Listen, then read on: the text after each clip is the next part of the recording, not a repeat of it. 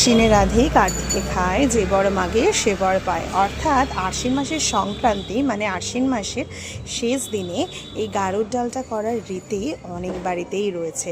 ঠিক তেমনই এই ডালটা মা গতকাল বানিয়েছিল। এই ডালটা বানাতে মা যত রকমের সবজি অর্থাৎ শিম, কুমড়ো, গাঠি কচু, কলমি শাক, শালু, শাপলা, যদিও আমরা এখানে শালুটা দিইনি, অনেকে দেয়, মূলো, তো যত ধরনের সবজি রয়েছে সেই সবজিগুলো এবং মটর ডালটাকে সারা রাত ভিজিয়ে রেখেছিল। তারপরে ডালটাকে সেদ্ধ করে কয়েকটা চেরা কাঁচা লঙ্কা দিয়ে সেই ডালটার মধ্যে একে একে সমস্ত সবজিগুলো মা অ্যাড করেছিল। আগে যখন এই ডালটা হতো তার আগের দিনকে মা বাবাকে বলতো সমস্ত সবজি নিয়ে আসতে।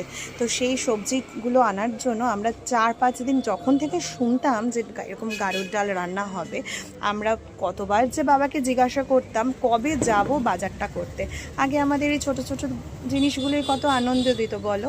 যাই হোক, এবার একটুখানি জলের মধ্যে হলুদ দিয়ে একটু জলে গুলিয়ে দেবে, তাহলে না ওই অনেক সময় জলের মধ্যে একদম ডিরেক্ট হলুদটা দিলে একটুখানি মানে একটু লাম্প লাম্প হয়ে থাকে, ওটা আবার বড় একটা কাঁচা কাঁচা গন্ধ মতন ছাড়ে। তো একটু জলে গুলিয়ে দেবে, তাহলে মোটামুটি সমস্ত জলের মধ্যে ওটা গুলে যায়। এবার এখানে পরিমাণ মতো নারকেল বাটাটা দেবে। নারকেল বাটাটা একটু বেশি পরিমাণে দিও, নারকেল বাটাটা একটু বেশি পরিমাণে দিলে বেশ ভালো লাগে খেতে। আগে তো আমাদের সংক্রান্তির দিন নিরামিষ খাওয়া হতো, এখন যদিও সেটি আর খাওয়া হয় না, কিন্তু এবং যেটা দেওয়া হতো সেটা হচ্ছে 4টে প্রদীপ দেওয়া হতো, ঘিয়ের প্রদীপ।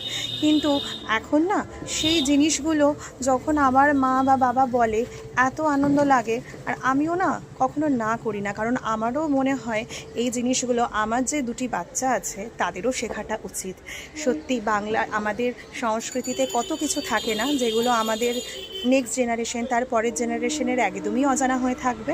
যাই হোক, এখানে তেলের মধ্যে শুকনো লঙ্কা, একটু পাঁচফোড়ন, একটু তেজপাতা ফোড়নে মা ব্যবহার করেছে। ব্যবহার করার পরে এরপরে এই গামলাটার মধ্যে অর্থাৎ এই যেটার মধ্যে ডালটা বানানো হয়েছিল সেটির উপরে দিয়ে দেওয়া হয়েছে। এরপরে কি এই এতটা পরিমাণে রয়েছে, এবারে তোমাকে ডালটা ঘন করতে হবে। যত ডালটা ঘন করবে তত তো খেতে ভালো লাগবে। গাড়ুর ডাল আগে আমরা খেতাম না, মানে আমি খেতাম না, মা বাবার বরাবরই প্রিয় ছিল।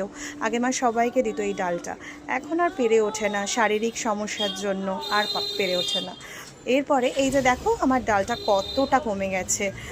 এবার এই রকম পর্যায়ে যখন মোটামুটি তোমরা বুঝে যাবে যে গাড়ুর ডালটা মোটামুটি হয়ে গেছে, তারপরে আর কি নুন মিষ্টি চেক করে নিও, যার যেরকম নুন টেস্ট বার অনুযায়ী চেক করে নিও।